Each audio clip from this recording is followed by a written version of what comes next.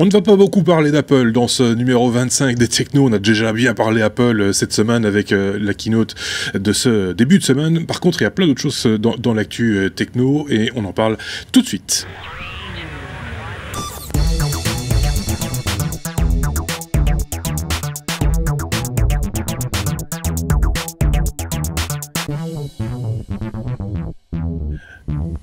Et cette semaine, on a avec nous d'un côté Adrien, bonjour Adrien, et puis de l'autre Sébastien, bonjour Sébastien. Alors on a parlé déjà beaucoup d'Apple cette semaine, je le disais.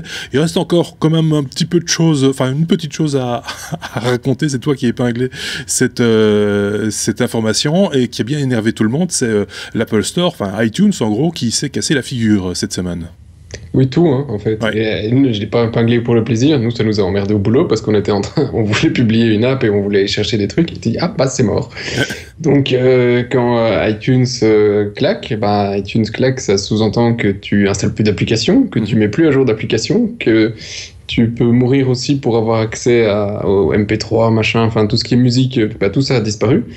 Il y a donc tout ce qui était Apple développeur, c'était foutu. Et donc Apple au début disait non, ça fonctionne, sans les mains. Et puis au fur et à mesure que les gens ont commencé à se plaindre, ça a commencé un petit peu à dire peut-être qu'il y a un problème dans un ou deux pays. Ouais.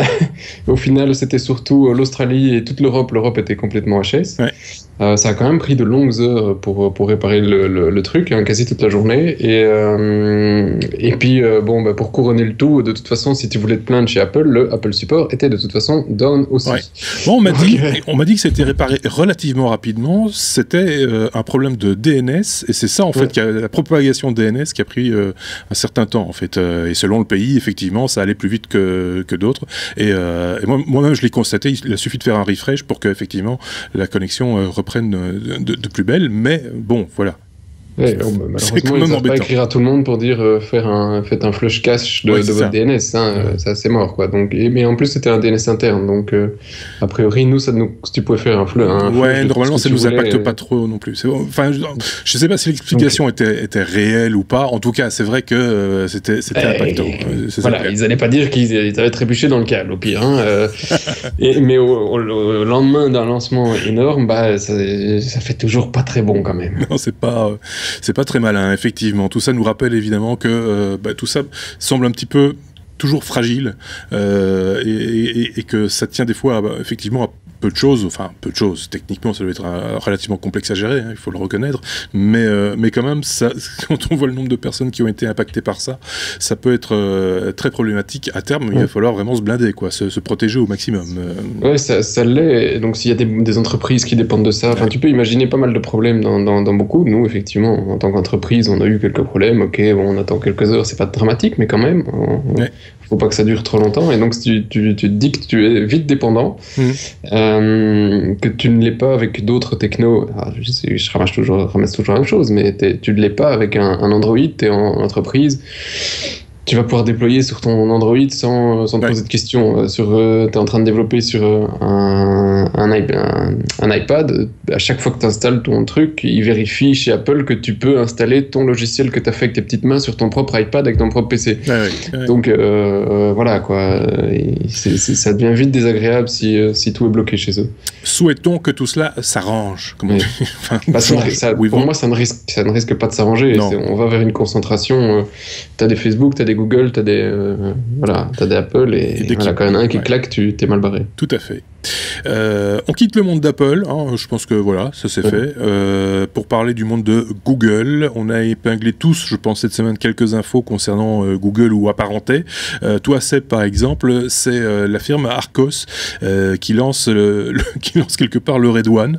-1. Ou même le Red -1, oui, effectivement. Explique-nous ça. Voilà, alors c'est un truc qui nous embête un peu tous, hein, sur le téléphone. Quand vous avez un téléphone genre un Galaxy, les précédents, les 5, donc parce que les 6 n'ont pas de carte SD, et que vous avez que 32 Go, un jour vous arrivez à saturation et pas de bol, vous pouvez plus installer d'application. Alors, ça nous est déjà tous au moins une fois arrivé de se dire merde, ok, mon téléphone est plein, ça déconne. Et la solution jusqu'à Android 5, c'était je déplace mes applications sur la carte SD. besoin, je déplace les trucs, je fais un peu de place, etc. Sauf que Google a dit, bah non, c'est fini, on ne joue plus, on met plus les apps sur la carte SD, donc c'est fini. Et donc t'es cuit, t'es limité à ce que ton téléphone peut te proposer. Je fais juste une petite parenthèse, c'était recuit en l'occurrence, puisqu'avec Android 3. Et des chics, c'était également le cas, c'est-à-dire qu'on ne pouvait installer que sur la mémoire du téléphone les applications et pas sur la carte SD. Puis ça a été débloqué à un moment donné, ils ont autorisé l'installation de l'application sur la carte SD, et puis de nouveau, rebelote, retour en arrière. On ne peut... Mais c'était compliqué pour l'installer, c'était rarement, enfin il y avait des petites options dans l'OS suivant les versions, et puis il y y avait des applications externes qui te permettaient de faire... Bon, tu vois que c'était quand même un peu bricolé, mais il y avait moyen de s'en sortir. Après, si tu utilisais par exemple Google Play, qui télécharge toute la musique pour te la proposer en offline, si tu as été appuyé sur le petit bouton, ton téléphone il est vite blindé, hein, donc il fallait faire assez gaffe. Quoi. Et donc ici, Arcos a trouvé une solution, en quelque sorte. Il a trouvé une solution. La solution vient de la carte SD pour les téléphones qui en ont encore, et ça intéresse surtout tous les téléphones et les tablettes bas de gamme. Ils ont lancé un logiciel qui s'appelle le Arcos. Voilà, j'ai déjà oublié le nom de Stockage unifié. Stockage unifié. Oui, c'est ça. Et alors les gars, plutôt que d'étendre la mémoire du téléphone avec un sous-répertoire en disant ok, grâce à ça je vais pouvoir aller déplacer mes fichiers, etc., ils disent non, on va le faire comme si c'était le même disque. Alors, me demandez pas comment ils ont fait, mais l'article le compare au RAID -1 en disant plutôt que de faire... Alors, qu'est-ce que c'est le RAID 1 hein, le RAID 1, pour expliquer, c'est tu as un disque et tu as un deuxième disque qui est toujours en copie. Comme ça, s'il y en a un qui claque, bah, tu as toujours le deuxième. S'il y a le deuxième qui claque, tu as tout perdu. Et pour l'utilisateur, c'est transparent. C'est le même disque, en fait. C'est ça, c'est le même disque, et donc si tu as deux disques de 1 Tera, tu n'as que 1 Tera. Donc en gros, c'est comme si on avait deux disques en parallèle, connectés en parallèle, et qu'on n'envoyait qu'un, quoi. C'est ça, t'envoies qu'un, mais s'il claque... Oui, s'il y en a un des deux physiquement qui claque, voilà, on a toujours accès une probabilité de gagner, de récupérer tes données.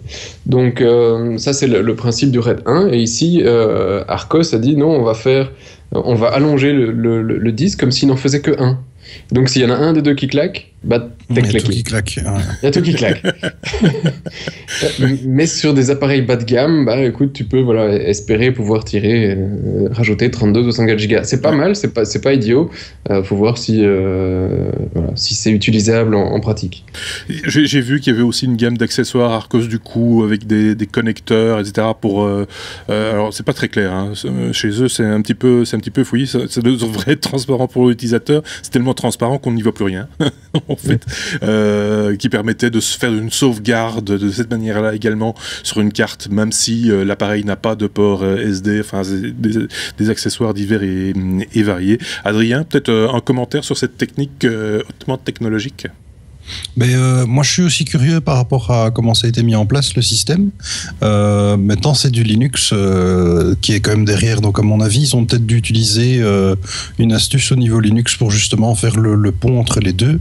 Je pense peut-être à des liens symboliques ou des choses comme ça. Donc les liens symboliques c'est juste pour dire que un dossier correspond en fait à un autre, grosso modo. Je pense qu'il y a peut-être moyen de tricher en ce sens-là. C'est quelque chose de courant ça sous Linux C'est ce qu'on faisait avant, hein, quand on les mettait sur la carte SD, il y a quelques programmes qui faisaient ça. Donc, en fait, les liens symboliques, c'est un truc hyper bateau en Linux, c'est hyper utilisé. Donc c'est un répertoire pour un autre, en fait. C'est un peu ça l'idée, quoi. Oui, c'est l'équivalent du raccourci qu'on connaîtrait sur Windows. Oui, c'est ça. Il faudrait que je commence à explier comment ça fonctionne. Non, on voit le principe, du moins, c'est pour comme ça. Donc voilà, quoi. Ok, ça va. Plus rien à dire sur Arcos et ce RAID -1, non? Non, je trouve ça sympa. C'est plutôt rigolo. J'utiliserai probablement pas, j'ai trop peur pour mes données, même si ce n'est qu'un téléphone, mais l'idée est sympa sur des petits devices. Ceci dit, c'est une technologie propre aux appareils Arcos, une gamme de tablettes et smartphones qui annonce cette technologie native dans leur installation, donc il faut voir, quoi. Si vous avez du Arcos, on va dire. Moi, je voulais parler d'un truc qui s'est passé également cette semaine, le lendemain de la keynote Apple en l'occurrence. Une autre keynote, c'est l'opérateur français Free qui lance sa Freebox Mini 4K. C'est une boîte quoi, hein, pour regarder la télévision chez soi, mais en 4K, et il y a un prix défiant toute concurrence. Alors c'est drôle parce que Seb, tu vois, tu as une autre boîte qui fonctionne un peu sur le même principe, parce que ce qui est important de signaler, c'est pour ça que je l'ai relevé, c'est que cette boîte en l'occurrence fonctionne sous Android TV. Et toi, tu as eu l'occasion d'en avoir une entre les mains, enfin tu en as une à portée de main, qu'on va tester prochainement. Voilà. Tu l'as pas là, mais qu'on va tester prochainement. Donc tu as déjà pu goûter, on va dire, à Android TV, qui est un Android propre à l'usage qu'on imagine, hein, c'est-à-dire regarder des vidéos sur sa télévision, un petit peu comme une Smart TV, quoi, en gros. C'est ça, alors que sauf la plupart des box comme on trouve sur la toile, c'est un Android simple, hein, pur et dur. Ouais. Avec l'interface classique que tu vas retrouver sur une tablette ou un téléphone, sauf que ça a la taille d'un écran de télé, quoi. Ouais. Donc ça n'a rien d'extraordinaire d'un point de vue visuel, juste que tu as accès à toutes tes applications, ce qui était impossible de faire avant avec les Android TV première génération, les Logitech Google, enfin Logitech Revue et compagnie. Donc oui, je l'utilise pour pouvoir regarder mes vidéos tout bêtement, et pour pouvoir streamer des télés, pour pouvoir donc sur un deuxième écran, c'est extrêmement pratique. On en parlera dans un test très très prochainement. Ici les spécifications, alors on verra, on comparera peut-être justement avec ton appareil, mais ici on parle quand même d'entrée et sortie audio, compatible ADSL 2+, VDSL 2, le support Wi-Fi N, c'est un mini-serveur entre guillemets qui embarque aussi Fem2Cell, je sais pas ce que c'est. Alors le Fem2Cell, si je peux t'expliquer, c'est une techno qui est plutôt utilisée en France et malheureusement pas chez nous. C'est que si tu peux utiliser ton modem comme étant une antenne relais GSM, c'est-à-dire qu'à l'intérieur de chez toi, si t'as pas un bon réseau, ils utilisent le Fem2Cell pour que tu utilises ta box comme étant un relais vers chez eux, et donc tu as une qualité de réseau incroyable parce que tu es en réseau GSM à travers ton ADSL. Donc malheureusement chez nous c'est pas dispo. Non. Les opérateurs on préfère jouer avec fond. C'est avec le Wi-Fi qu'on préfère jouer. On préfère jouer avec le Wi-Fi, oui, et malheureusement dans les buildings t'as pas toujours une bonne qualité, et tu pourrais utiliser cette techno pour pouvoir récupérer un peu d'audio potable. Voilà, l'appel est lancé, mais Proximus de temps en temps dit qu'ils allaient regarder, mais jamais. Voilà, malheureusement. Alors ici la box, elle a également un lecteur de carte SD, de l'HDMI 2.0, un port TNT, une sortie SPDIF. Ça fonctionne avec un processeur A15 dual-core cadencé à 1,5 GHz et secondé par 2 Go de RAM. Voilà, on y est, la 4K débarque dans les salons. Ouais, c'est ça, c'est jouable, il y a des trucs qui existent, on vous en parlera pour vraiment pas cher. Vous n'avez pas besoin d'être chez Free, sauf qu'ici ils la louent à quelques euros par mois, hein, donc leur prix est pas mal, leur box est certainement pas mal non plus, mais je trouve ça sympa de pouvoir utiliser un boîtier sur du matos quasi libre, hein. Ici c'est un truc... Xavier Niel, le patron de Free, l'a annoncé, l'a dit avec un grand sourire, Google c'est bien. Donc, oui, on sent qu'il y a un rapprochement là entre Free et Google. Question hardware et question logiciel, ça lui coûte pas trop cher, ça lui coûte pas trop cher en développement, et il peut avoir toutes les applications qu'il veut sur sa box. Ce qui honnêtement aujourd'hui sur des box qui existent chez nous comme des VOO, des numéricables, etc., c'est une plaie, c'est fermé dans tous les sens, tu sais rien faire avec sa box.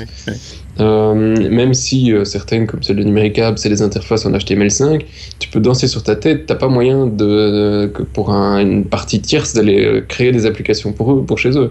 Donc ici c'est pas mal, c'est de l'Android, tous les développeurs savent le faire, quoi.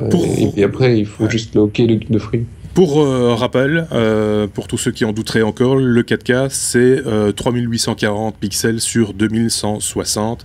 Ce sera un flux H265. On aura l'occasion aussi de parler de ces différents protocoles d'encodage et de compression quand on fera le test de la boîte dont tu es propriétaire, Sébastien. On passe à la suite avec Adrien. Adrien, on parle encore Google. Google Messenger va supporter les GIFs animés. Qu'est-ce que c'est que cette histoire ? On sait bien, le GIF, c'est un vieux truc du web qu'on a pu utiliser. Dire GIF, d'ailleurs. Oui, on dit GIF. Et c'est revenu au goût du jour, quelque chose d'extraordinaire.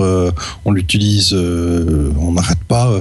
Il y a le fameux site 9gag qui n'utilise quasi que ça. Ouais. Et donc, vu le succès, Google a décidé dans l'implémentation de Lollipop avec la suite, donc Hangout, qui va repasser et devenir Messenger. Ils vont intégrer l'utilisation des GIFs. Ce sera pour en fait la version 1.2. Ça va être déployé, c'est pas encore le cas. Il est possible de télécharger l'APK pour les presser. Et alors, des tests que j'ai eu écho, c'est que on n'a pas encore la possibilité d'envoyer des gros GIFs animés. Donc c'est. Tu l'as vu mon gros GIF? Ouais. J'ai pas entendu, Sébastien. Tu l'as vu mon gros GIF? Oui, c'est revenu vraiment à la mode, hein, le GIF animé. C'est peut-être sous l'impulsion justement des services comme Vine ou des choses comme ça qui proposent des vidéos très courtes. 9gag aussi, je pense. Oui, 9gag, ça reste. Et donc c'est toujours voilà. Et puis c'est facile à réaliser maintenant. On a tous les outils à disposition. C'est relativement voilà. J'ai une mini question pour vous deux. Ça vous perturbe pas vous sur Android de devoir toujours choisir entre Messenger et Messenger quand vous partagez un truc? Ça me casse la tête, moi. Je ne choque pas. Non. Je partage pas, c'est peut-être pour ça. Moi je partage, je suis pas très partageant non plus. Je partage pas. Non, je garde pour moi. Par contre, tu pourrais partager des choses que tu as, et là, bonjour la transition, sauvées dans Evernote par exemple. Tout le monde connaît cette application, hein, Evernote, qui existe sous différentes plateformes et donc forcément aussi sous Android. Evernote passe au Material Design. Material Design, c'est cette charte graphique, on va dire, élaborée par Google. Tout à fait, donc c'est maintenant Google est devenu, enfin pas un peu plus agressif mais plus strict quant aux applications, donc ils fournissent tout un matériel design pour que ça colle justement à leur charte.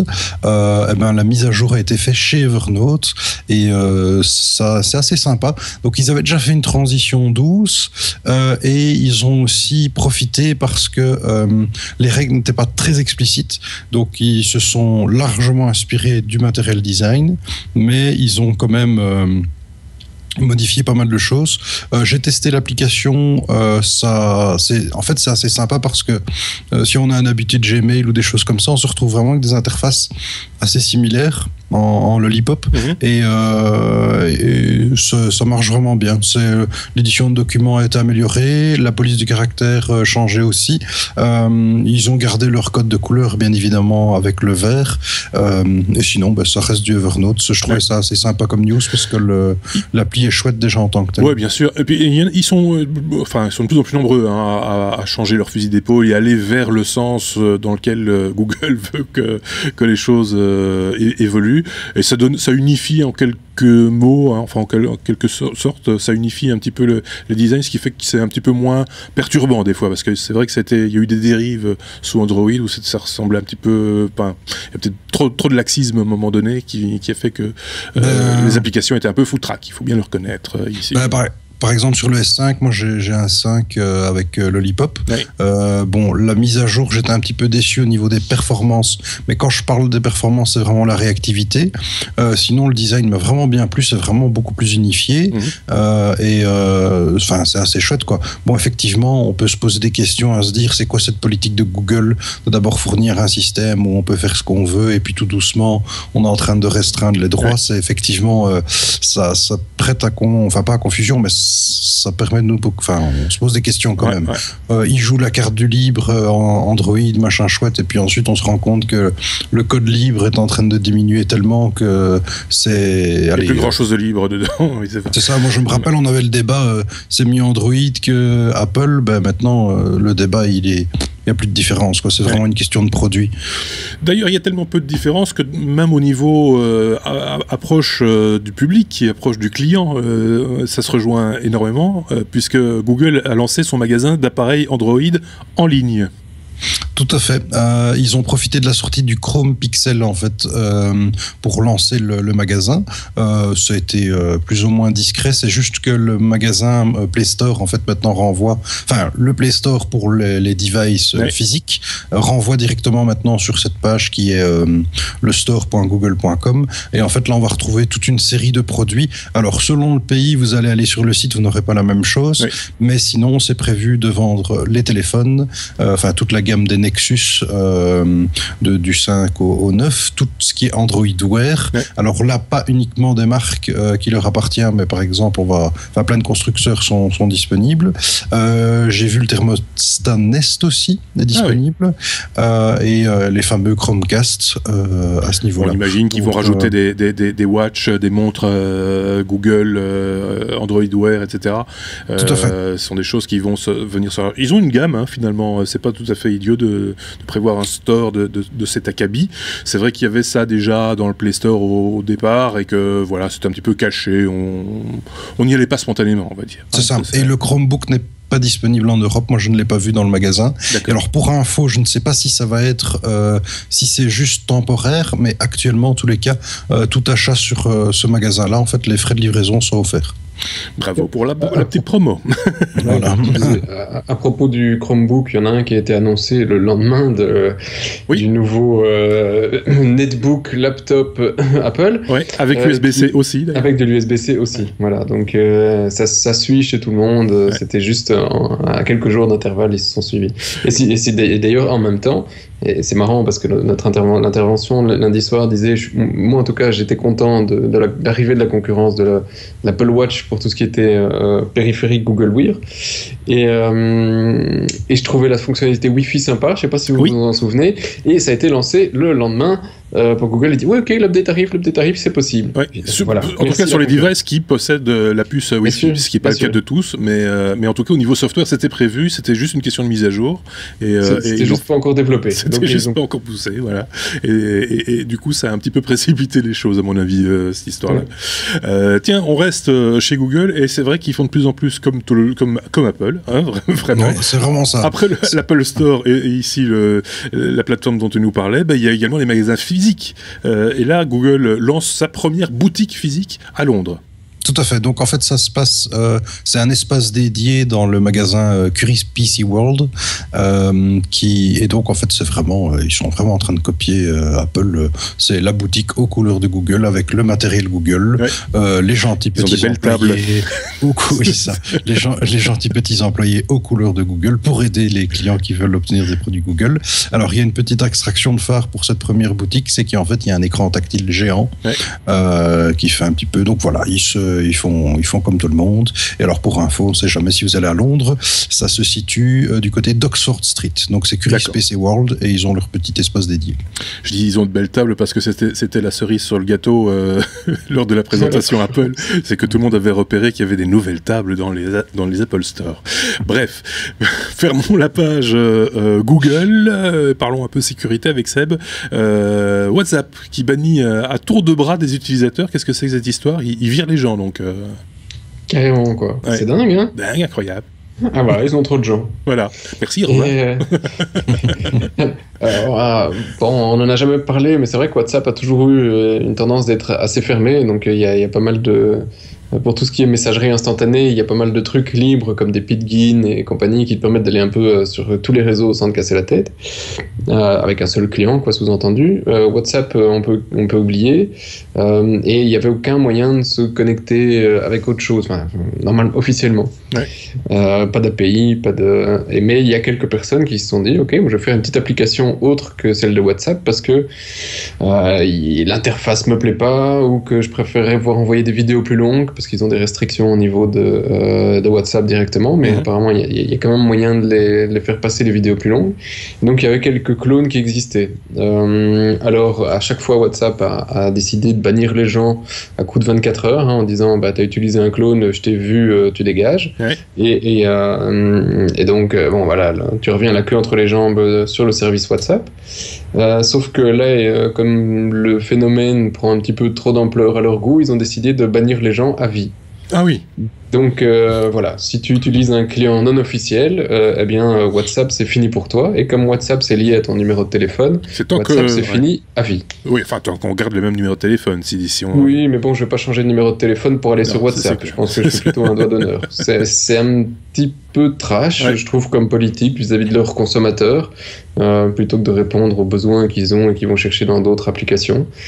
Je me demande si du côté de chez Microsoft, Windows Messenger au début, il existait des clones pour PC qui permettaient ça existe. Et ils ont aussi à un moment donné viré, enfin en tout cas banni pour des périodes déterminées, et puis à un moment donné ils ont pris leur parti et ils ont ouvert le code, en tout cas une partie du code par le biais d'un kit de développement, et d'autres se sont donnés à cœur joie pour créer des applications un petit peu universelles. Des clones, il y en a eu plein. Oui, il y en a eu un paquet. De mémoire, le protocole de Messenger n'a jamais été réellement ouvert par Microsoft, à tel point que si tu regardais des Pitgin, ils ont toujours eu un mal de chien à pouvoir utiliser tout ce qui était vidéo, audio. Ils ont toujours eu du mal à suivre les évolutions et les mises à jour, ça c'est sûr. Ouais. Je me rappelle sur Linux, c'était vraiment galère. On avait des clients qui marchaient plus ou moins bien, mais jamais full fonctionnel.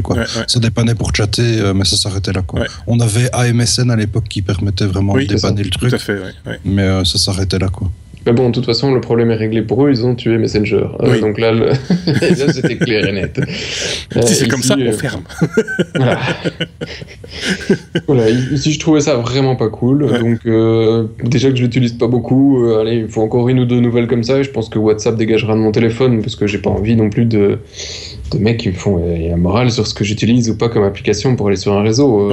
Après tout, s'ils ont envie de râler sur une application tierce, ils ont qu'à la bloquer au niveau de leur protocole, et puis basta. Ça me semble assez évident. On bannit pas les clients. Effectivement.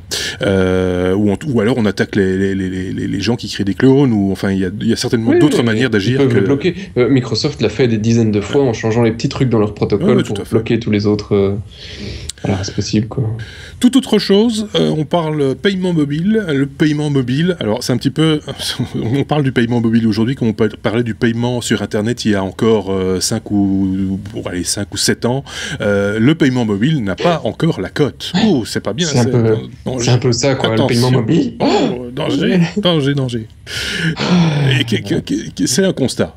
Il faut le constater. Il n'a pas la cote, ça c'est... Enfin, c'est un constat, en tout cas, tiré par une étude de GfK. Après, on fait dire un peu ce qu'on veut aux chiffres. Et quand tu reprends les grandes lignes, ils disent que le paiement mobile ne représente que 5% des transactions effectuées par 17 000 interrogés. 5%, je trouve que c'est déjà pas si mal, finalement, pour un truc récent. Et alors, par contre, il y a une certaine traîne au niveau des commerces. Donc là, il y a seulement 19,7%. On parle de la France.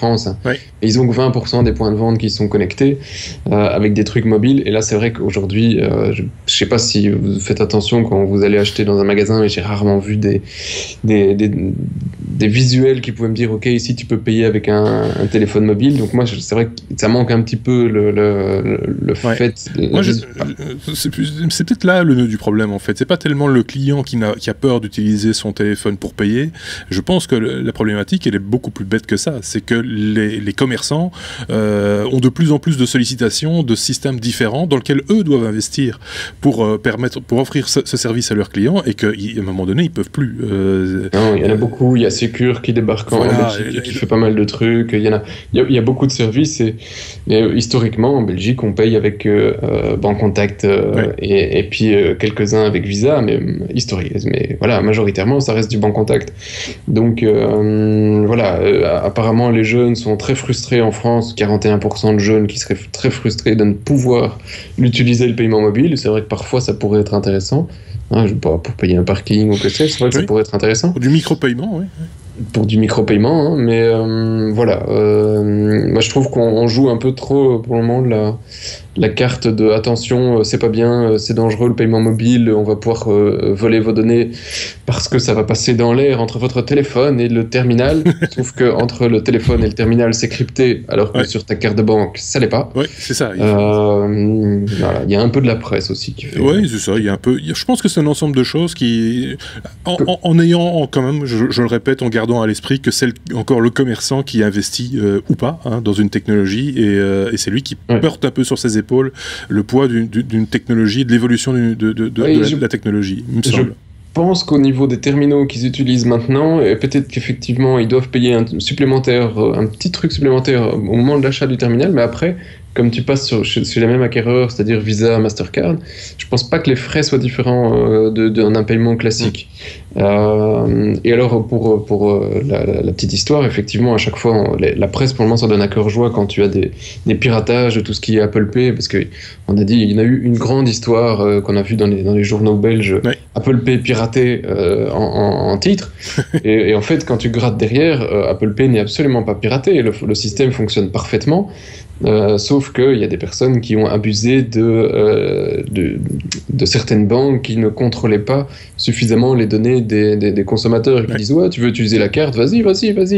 Sauf que bon voilà, c'est un problème au niveau des banques et de la responsabilité des banques. Oui. C'était pas le système qui lui était qui est toujours pas voilà, souvent les technologies de sécurité qui sont validées au plus haut on va dire de la hiérarchie sont souvent efficaces, mais malheureusement derrière il y a toujours quelques points faibles et qui rendent le système complètement caduque. C'est toujours le maillon le plus faible de la chaîne qui détermine sa force, hein, ça c'est clair, mais voilà.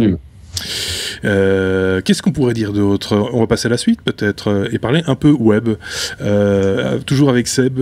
C'est l'histoire de Victor, non pas le footballiste, mais Victor qui a fait 8000 km pour aller rencontrer un ami, mais un ami qu'il ne connaît pas, un ami à la Facebook, quoi, un ami virtuel. Alors, j'ai lu le truc sur un grand média belge qui commence par R et qui termine par TL, et ça leur allait bien, et en fait j'ai trouvé l'article sympa. C'était totalement people, et puis en fait ça explique l'histoire de Victor et Bram. Victor, c'est un Gantois. Ouais. Et Victor Van Rossem, salut si tu nous écoutes, je doute parce qu'il parle flamand, mais on pourrait mettre des sous-titres en flamand. Si on sonne à la porte maintenant, je m'inquiète. Ben oui, peut-être, parce que tu vois, oui, c'est son genre. C'est son genre. Et alors lui, le petit mec de 24 ans, un jour derrière son PC, il voit que Facebook, il lui dit tiens, tu devrais être ami avec Schmulbrück. Proposition que Facebook fait. Oui. C'est ça, Facebook vous propose des amis. Il dit mais attends, le mec, je le connais pas, Neil. C'est Neil qui le proposait. Je connais pas ce gars. Puis il dit par curiosité, parce qu'apparemment il avait une longue soirée où il s'embêtait. Il va voir le profil. Il dit le profil, ouais, il est amusant le mec, mais il habite au Texas à 8000 km. Et il a rien trouvé d'autre à faire que de dire allez, on va faire un petit voyage, on va aller découvrir qui est le gars. Et donc ils ont réussi à rentrer en contact avec lui sur place, ce qui semblait pas évident parce qu'ils avaient aucune adresse, ils avaient rien, donc ils se promenaient dans la ville avec des photos du mec. Ouais. Donc c'est complètement hallucinant. Ils ont fait une petite vidéo. Oui, je cherche mon ami, tu vois. Vous n'auriez pas vu mon ami. Donc voilà, les jeunes apparemment ils sont bien amusés, l'américain aussi, et tout se termine bien, je trouve. Voilà, je trouve ça assez amusant la manière dont la technologie a amené ces deux personnes à se rencontrer alors qu'ils n'ont aucune raison finalement probablement de se rencontrer. Ceci dit, des histoires comme ça, par le passé il y en a eu aussi, mais moins pipolisées entre guillemets, parce que voilà, des gens qui se sont rencontrés via chat, via IRC par exemple, il y en a un paquet. Hein, mais ici c'est un algorithme, un ordinateur. Mais ici c'est exactement. Tu vas être ami avec lui. Oui, tiens, tu ne serais pas ami par hasard avec. Ah si, tiens, je vais aller le voir. C'est drôle. On parle photo, Seb, et tout ça pour dire qu'on reparlera très prochainement encore plus photo dans ce podcast avec Benoît qui nous revient à la faveur des prochains numéros et des hors-séries également. Mais tu vois, tu voulais nous parler de photos un peu différemment. Voilà, un petit peu amateur, et c'est un reportage de France Télévisions diffusé le 2 mars qui a fait péter les plombs aux journalistes, aux photographes, voilà, photojournalistes, photographes, tout ce que tu veux, toute la profession en France.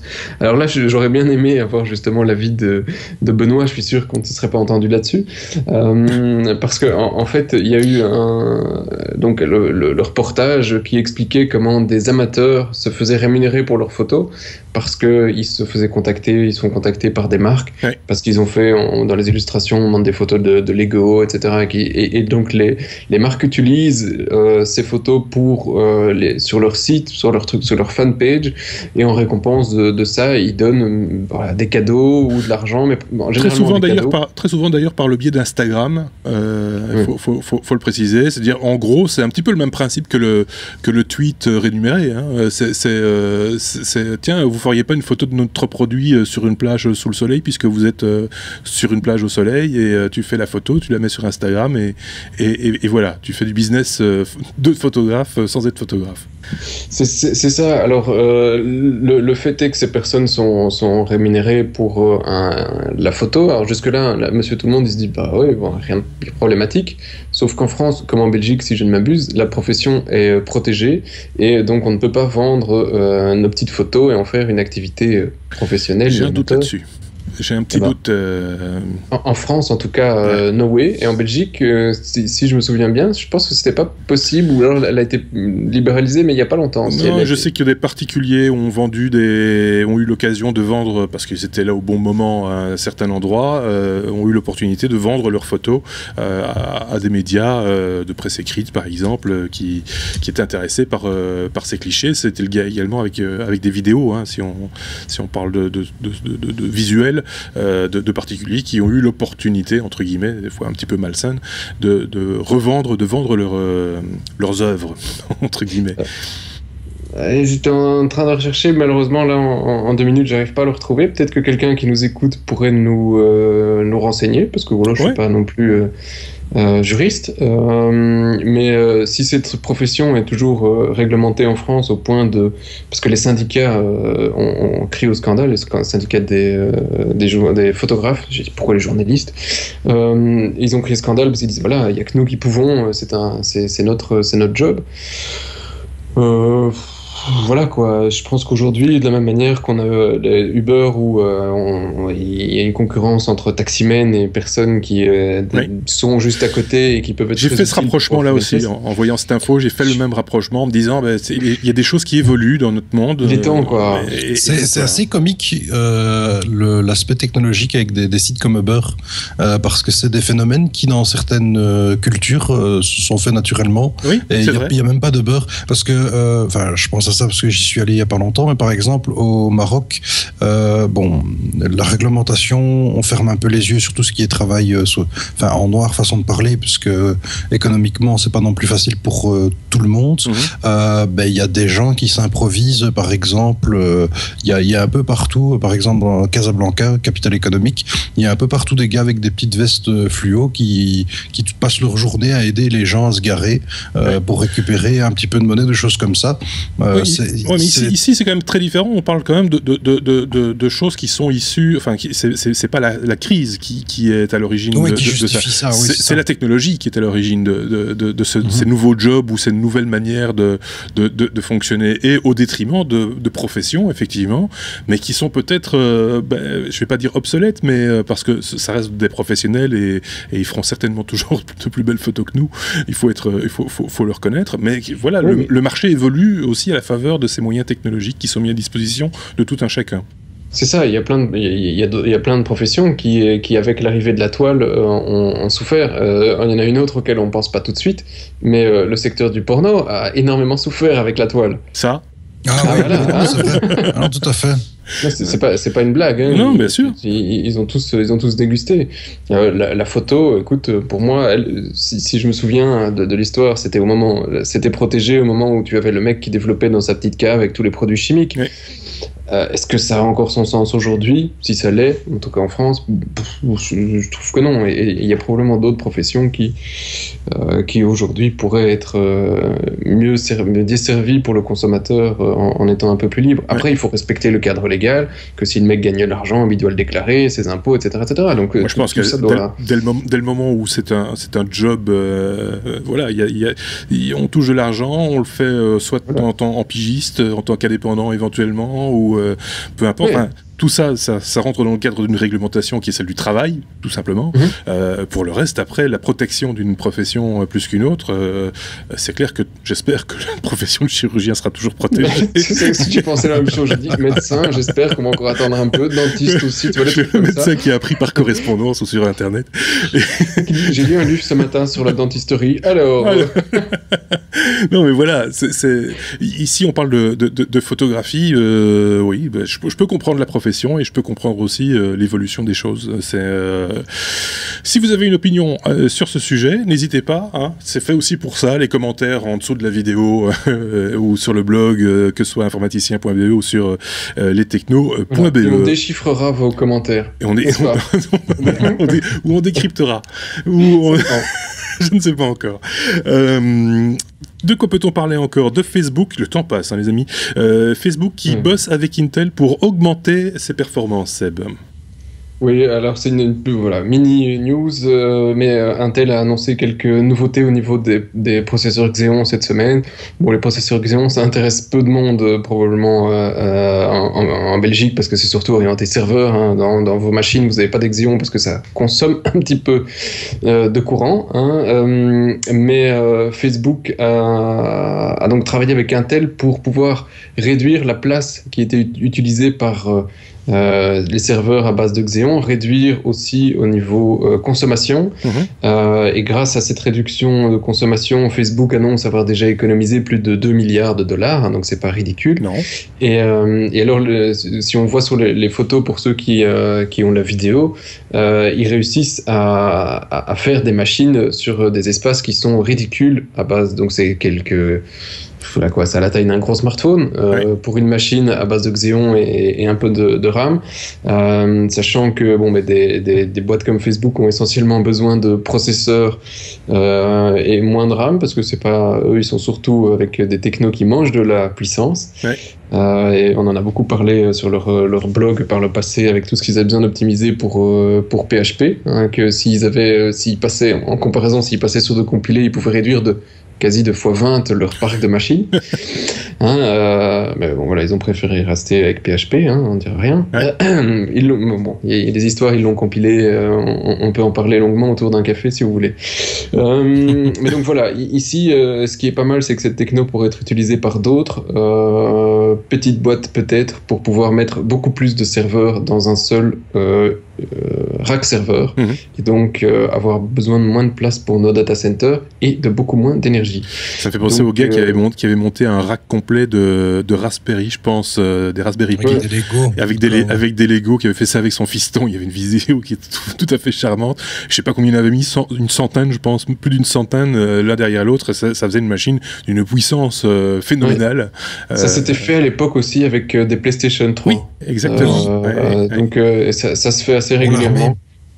Ici, ils avaient même hésité de le faire pour une partie de leur serveur front-end avec des serveurs à base d'ARM, en se disant ARM c'est génial, je vais consommer moins. Intel n'a pas apprécié le fait qu'ils essayent de regarder ailleurs et donc ils se sont c'est ça, il y a du lobbying aussi. C'est ça. Ok, ça c'est une information intéressante et en plus de ça, quand on voit l'architecture du bidule, en plus c'est plutôt rigolo. Juste pour donner une info, ils arrivent à mettre jusqu'à 36 CPU sur un 2U. C'est pas mal. Un 2U, c'est juste ridicule, quoi. Deux unités dans un rack, c'est... Ça te permet, dans un rack... 4 cm, dans un 2U. Donc 2U, c'est juste 4 cm, 4-5 cm. C'est ça. Donc par rack, ils te mettent 540 sockets. Donc 540 processeurs qui tournent. 540 par rack, c'est juste gigantesque. Ouais. Effectivement. Adrien, on change une fois de plus complètement de sujet, hein. Je vous le signale au passage, on va parler un petit peu cinéma. Il y a 700 films et ça va ouvrir la porte à la culture aussi, parce que c'est ça aussi le web, et c'est ça qui est bien aussi avec le web. 700 films avec des rares, dont certains sont assez rares, certains sont par contre assez connus, ou en tout cas les auteurs sont assez connus, en accès gratuit, disponible sur le web. Oui, ben, je vous ai ressorti en fait un chouette article qui vient du site openculture.com en fait il recense un paquet de films.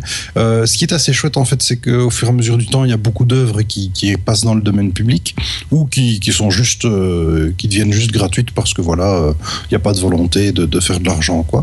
Et alors c'est assez chouette parce qu'on trouve franchement des petites perles pour la culture. Entre autres, par exemple, l'illustration que je présentais, c'était un des premiers courts-métrages de Quentin Tarantino, en sachant que on a une partie, pas la suite, puisqu'en fait l'autre a été détruite lors d'un incendie, pour la petite histoire. On retrouve des courts-métrages de George Lucas ou encore de Guillermo del Toro par exemple, l'un des premiers films qu'il avait fait. Donc voilà, pour la culture, moi c'est ce genre de petites choses que j'aime bien. C'est comme à l'époque l'archive avec les vieux jeux d'os. Donc voilà, ce sera dans l'article le petit lien. Faites-vous plaisir. Et ça peut être kitsch comme ça peut être chouette. Voir un petit peu les vrais cinéphiles, réalisateurs. Les vrais cinéphiles vont être qu'ils ont fait. Les vrais cinéphiles vont être contents de pouvoir voir les premières œuvres de certains réalisateurs qu'ils apprécient. Oui, pourquoi pas. Justement, je te corrige, je regardais la liste des films, il n'y a pas que des vieux films, il y a des films des années 80, 90, 2006, donc il y a des trucs très récents que les mecs ont décidé de lire. Ok, c'est libre, faites ce que vous voulez. Je sais pas si vous connaissiez d'ailleurs à propos de dans le même genre, le projet Gutenberg. Ça me rappelle vaguement quelque chose. Rien, non. Moi, ça me Alors, le projet Gutenberg, c'est la même chose, mais pour les bouquins. Donc, si vous cherchez sur Google projet Gutenberg, c'est un truc qui existe depuis, franchement, quasi le début d'Internet. Et vous pourrez aller trouver des dizaines d'œuvres, des centaines d'œuvres complètement libres de droit. Donc, vous pourrez aller lire vous pourrez aller lire plein de bouquins si ça vous intéresse. C'est pas mal, et disponible en PDF qu'on peut mettre sur sa liseuse éventuellement. Je pense qu'à l'époque c'était essentiellement du texte, donc des fichiers TXT. Là maintenant, je pense que j'y étais il y a un moment maintenant, il y a quelques années. Ils sont passés en PDF. Et je pense qu'ils sont passés au PDF et au format lisible par les liseuses Sony par exemple. Tout à fait, je suis sur le site EPUB Kindle HTML et texte simple. Voilà, et donc ils ont vachement bien évolué. C'était juste un FTP avec des textes. Oui, parce qu'avant, ils t'envoyaient une boîte avec les caractères en plomb et il fallait... Voilà. Exactement. Donc voilà. Qu'est-ce que je voulais vous dire encore? Qu'on va terminer avec une news qui va concerner Adrien, qu'Adrien nous apporte, concernant plutôt Kim.com. Tiens, ça faisait longtemps que j'avais plus prononcé ce nom. Il y avait longtemps. En fait, il a tweeté son moyen de prédilection. Il a tweeté, il dit qu'il est de retour dans le business. Donc en fait, ce qui s'est passé, c'est qu'il était à court de sous parce que on lui avait bloqué tout. Et alors le problème, c'est que ces gentils avocats, quand il avait payé tout le truc, il avait plus de sous, ils sont partis.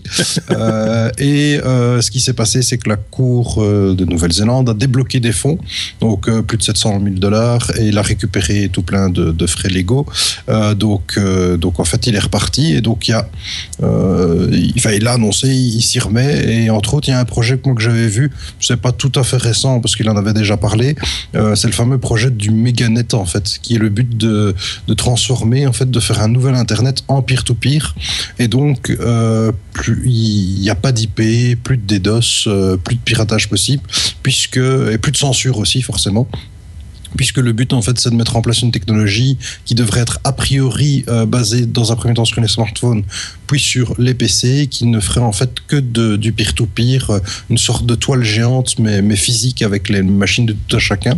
Donc voilà, moi c'est un gars que je surveille parce que je trouve que, pour autant qu'il est mégalo et bizarre, au niveau technologique, c'est assez intéressant. Il a des idées, mais ceci dit, il les met pas toujours au profit des meilleures motivations, on va dire. C'est ça. C'est un petit côté dissident discutable, mais en dehors de ça, il y a des choses intéressantes, quoi. Et ça me fait toujours rire, c'est comme à l'époque McAfee qui s'était enterré parce qu'on le cherchait, on voulait le tuer ou des choses comme ça. Ouais, le créateur de McAfee, McAfee, oui, c'est ça. Qui s'est fait arrêter il y a quelques années. Seb ? Non, le mec de McAfee, il s'était pas fait arrêter pour meurtre. Oui, c'est ça, ouais. Quoi d'autre? Rien. On est arrivé au bout de la liste des sujets de la semaine. Voilà. J'espère que tout ça vous a bien plu. Si vous avez des questions, des réactions, n'hésitez pas un seul instant via Twitter, Facebook, nos différentes pages, informaticien.be, lestechno.be également, ou sur YouTube, puisqu'on se retrouve là également. Passez une très très bonne semaine et à très bientôt. Merci Sébastien, merci Adrien. À très bientôt. Au revoir.